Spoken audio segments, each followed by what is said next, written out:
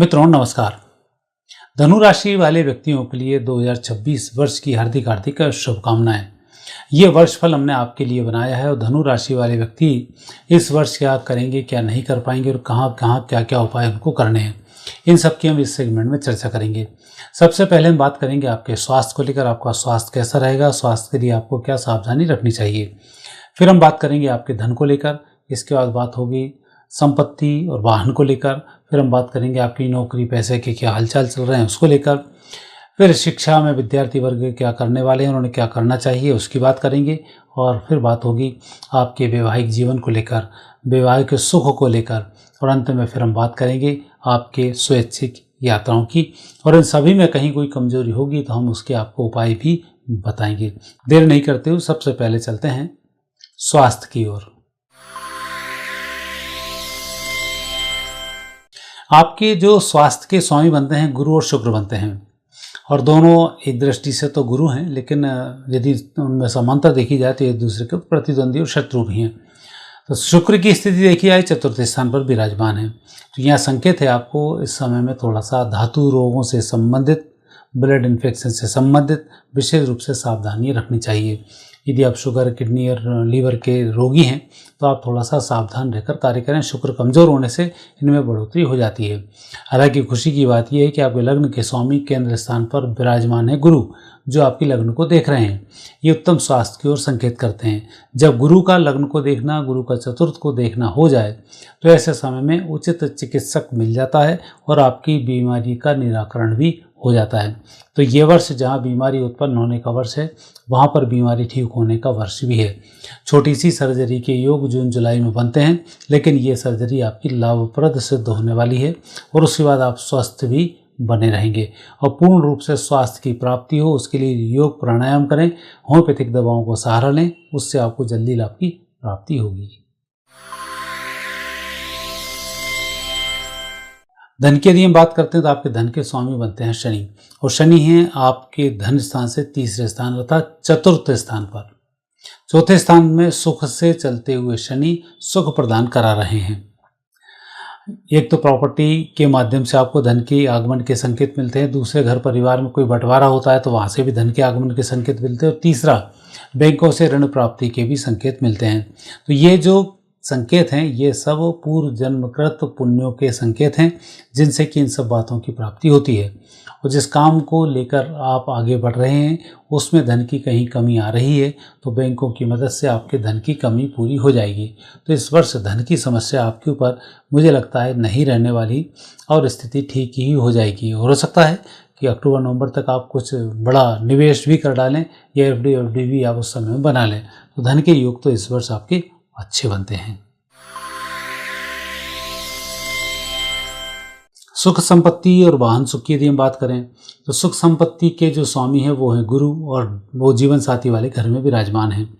जीवन साथी के माध्यम से आपके घर में मकान, स्थायी संपत्ति, भूमि, भवन और वाहन के योग बनते हैं। जीवन साथी की प्रेरणा ही आपके लिए लाभकारी सिद्ध होने वाली है, और आप जो भी प्रयास कर रहे हैं उन प्रयासों में घर परिवार के लोगों की मदद मिलेगी, और घर परिवार के लोग जो आपको मार्गदर्शन देंगे उसमें आपको उत्तम फलों की प्राप्ति होगी।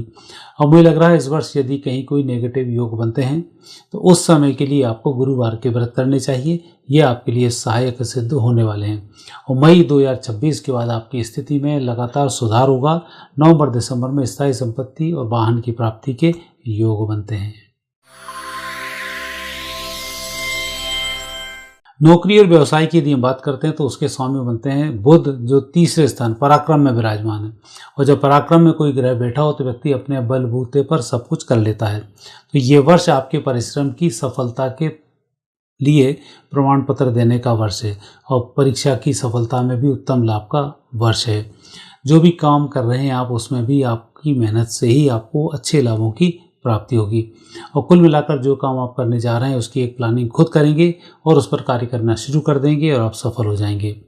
और नौकरी में यदि प्रमोशन की स्थिति बनती है तो मार्च से जून के बीच में प्रमोशन के योग भी बनते हैं और ये सहायक सिद्ध होने वाले हैं। और अन्यथा नौकरी में प्रमोशन नहीं होता है तो नौकरी छोड़कर प्रमोशन पर आपका काम भी बनने वाला है। तो ये वर्ष मुझे लग रहा है कि अच्छा वर्ष है, बुध का वर्ष है, तो बुध अच्छी ही मेहनत करा रहे हैं तो लाभ भी आपको अच्छे प्राप्त होंगे। लेकिन स्किन रोगों के प्रति थोड़ा सा आपको सावधान रहना चाहिए। भगवान श्री गणेश की कृपा है, उनकी पूजन करना नहीं भूलें। शिक्षा की यदि बात करें तो शिक्षा के चतुर्थ भाव के स्वामी गुरु और पंचम भाव के स्वामी मंगल, और संयोग आपका ये कि गुरु की मंगल पर पूर्ण दृष्टि, तो मंगल गुरु का पूर्ण रूप से जो संयोग बन रहा है ये आपको अच्छी मेहनत कराकर उत्तम फलों की ओर जागृत कर रहा है। कुल मिलाकर इस वर्ष आप जो भी मेहनत करने जाएंगे उसमें सफलता मिलेगी। विद्यार्थी वर्ग पूर्ण रूप से सफलता को प्राप्त होते हुए देखे जा रहे हैं। साइंस के विद्यार्थियों को अवश्य थोड़ी सी मेहनत करनी होगी, और देश विदेश से संबंधित पढ़ाई के लिए तो आपको विशेष रूप से मेहनत करने की आवश्यकता है। लेकिन अपने ही देश में कहीं भी आप यदि पढ़ना चाहेंगे तो ग्रह योग बहुत ही अच्छे बनते हैं, क्योंकि गुरु विदेश भेजने का काम थोड़ा सा कम करते हैं, अपने क्षेत्रों में पढ़ाने का काम अधिक करते हैं। हालांकि मंगल की कृपा है, थोड़े से प्रयास करेंगे तो आपको विदेशों से लाभ की प्राप्ति होगी। लेकिन जब भी आप इंडिया छोड़कर विदेश पढ़ाई के लिए जाएं तब गणेश जी की पूजन करना नहीं भूलें। उन्हें श्रीफल ऋतुफल भेंट करें, लड्डुओं का भोग लगाएं, इसके बाद यात्राएं करें। आपकी यात्रा मंगलमय होगी। दाम्पत्य सुख और विवाह की यदि हम बात करते हैं तो अभी तो गुरु मिथुन राशि में ही चल रहे हैं, और ऐसे समय में गुरु की विशेष कृपा आपको प्राप्त होने वाली है और वैवाहिक जीवन आपका सुखमय होने वाला है। हालांकि अगला वर्ष ये यूँ कहें कि अगस्त के बाद विवाह के योग नहीं है, फिर जून 2027 के बाद आपके विवाह के योग प्रारंभ होंगे और वैवाहिक जीवन आगे आपका सुखी रहेगा। और कहीं अधिक उम्र है, विवाह करना है, 30 उम्र क्रॉस हो चुकी है, तो ऐसे समय में गुरु की शांति कराने से विवाह कर्म को बहुत जल्दी किया जा सकता है। तो उसके लिए आप प्रयास करें, लाभ मिलेगा। और जो भी शादी इस वर्ष आप करने जा रहे हैं, चाहे कहीं भी हो, चाहे किसी से मिलान हो रहा हो या नहीं हो रहा हो, तो कन्या को गुरु की शांति करानी चाहिए, और जो पुरुष हैं उनको सूर्य की शांति कराने के बाद विवाह करना चाहिए, तब आपका वैवाहिक जीवन सुखी रहेगा। और कहीं डिवोर्स के केस चल रहे हैं तो नेगेटिव खबर आ सकती है। डिवोर्स की योग इस वर्ष पक्के बनते हैं, तो थोड़ा सा इस वर्ष यदि आपको डिवोर्स वगैरह नहीं चाहिए तो जून जुलाई से पहले आपस में तालमेल बिठाना शुरू कर दें, ताकि जुलाई के बाद जो आपका समय डिवोर्स वाला आए उसमें आप म्यूचुअल अंडरस्टैंडिंग पर या तो डिवोर्स ले लें या दोनों एक साथ रहना शुरू करें। दोनों ही योग इस समय में बन रहे हैं। यात्राओं की यदि बात की जाए तो यात्राओं के जो स्वामी हैं वो इस वर्ष मंगल बन रहे हैं, और मंगल पराक्रम भाव में विराजमान है। तो आपकी यात्रा होगी जिद करके, सामूहिक रूप से, जो 6-7 दोस्त मिलकर, इस प्रकार की यात्राएं होने के संकेत हैं। दोस्तों के साथ होगा या यात्राओं की जो पार्टी हैं उनके साथ यात्राएं होंगी, और यात्राएं आपकी सफलतादायक होने वाली हैं। चंद्र भी इस वर्ष शुभ स्थिति में है, चाहे तो समुद्री यात्राएं भी आप कर सकते हैं। मुझे लग रहा है समुद्री यात्राएं और भौतिक यात्राएं इस वर्ष होने के योग अधिक बनते हैं। मंगल की आराधना करें, स्वैच्छिक यात्रा की कामना से आपकी यात्रा मंगलमय हो जाएगी। ये था धनु राशि का राशिफल 2026। बाकी वीडियो भी हमने हमारे YouTube चैनल पर डाले हुए हैं, आप अपनी अपनी राशि के अनुसार YouTube पर जाकर अपने राशिफल को देख सकते हैं। आगे फिर नए विषय के साथ आपसे भेंट होगी। आगे दीजिए, नमस्कार।